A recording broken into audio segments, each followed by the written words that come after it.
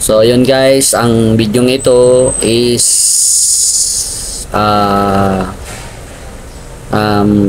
medyo sensitibo dahil yung video ay tungkol sa laruan na baril.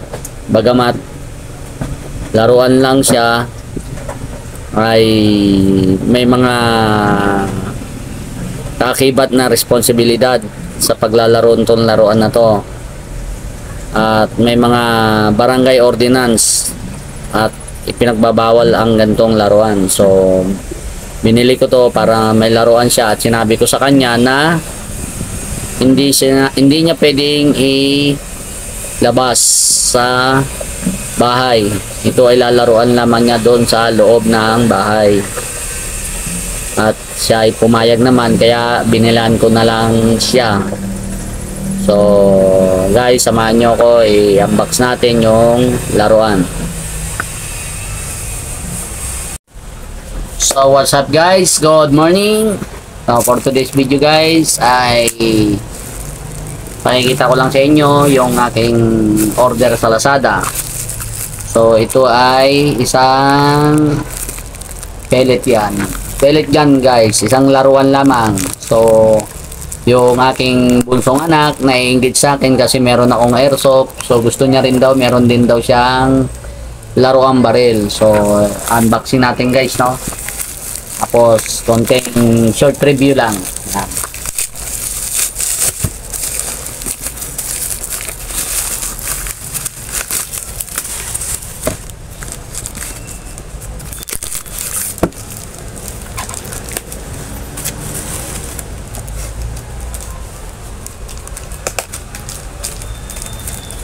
So itong ano nga pala na to guys is itong pellet gun na to is para siyang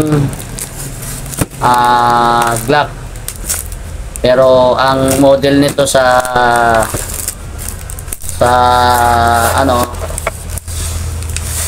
Glock nga siya, Glock. Ang model nito is USP. So meron siyang libreng hindi pellet tawag nito bakit parang steel ball to, mabigat. Meron siyang libreng BBS. So ito yung kanyang unit. So yan, laruan lang yan siya guys, no? Yan, Glock. May nakasulat dito na 9x19 Glock Toys. Yan. Para siyang license na Glock May nakasulat sa kanyang Glock. So ang pagkakaiba nito sa Glock guys is yung kanyang barrel is ito. May kasama siyang silencer.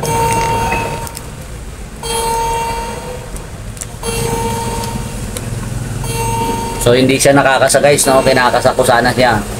Kasi yung kasahan niya is ito mismo. Silencer. Bali di siya dyan. Bali di siya dyan guys. Di trade. Yan. Iyan yung kasahan niya guys. Yan. Yan. So gumagana naman siya, no? Yan, para siyang Glock. Wala siyang magazine guys, naka-fix. Naka-fix ang magazine niya. So saan ilalagay yung bala? Ayan, may butas siya dyan guys. May butas siya dyan. Ito yung barrel niya na may silencer. Dyan, kinakasa yan. So yung butas na yan guys, may railing. Etong kanyang dummy telescope, yan, dummy scope is dummy lang talaga. May butas sa ibabaw, dyan ilalagay ang bala. So nagtataka ako dito sa bala niya, mabigat siya guys, parang siyang bulitas. Yan, pero hindi siya bulitas, plastic siya guys. Yan. Bigyan natin na sa dalawa, tatlo, o yun. tumatagos siya guys. Kasi may butas siya sa ilalim. Yan. Yan, may butas siya sa ilalim guys. So, yun, may butas siya sa ilalim. So dito nakatapat yan guys sa butas nito. Ito, ilalagay mo yan dito. Yan. So yan yung purpose guys. Diyan mo ilalagay yung bala. Yan. So andun na yan sa loob guys. Tapos may kasama siyang laser. Yan. So, gumagana yan. Tatanggalin mo tong papel na to kasi yan yung nagdi-disengage sa battery papunta doon sa terminal. I-on mo yan. O, yan guys. O. Nagana guys. O. So, pag binalik mo tong papel na to, tong cardboard na manipis, mamatay yan. So, dito naman ilalagay yan guys sa ilalim. Yan. Okay. O. So, pagkakasan yan guys, ganyan.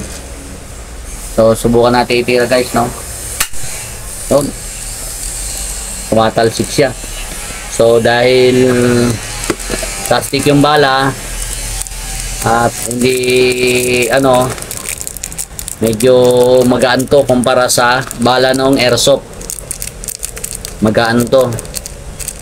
Hindi ito kasing bigat ng mga bala ng airsoft. So, pag ibinaril mo to sa hangin, lumilihis at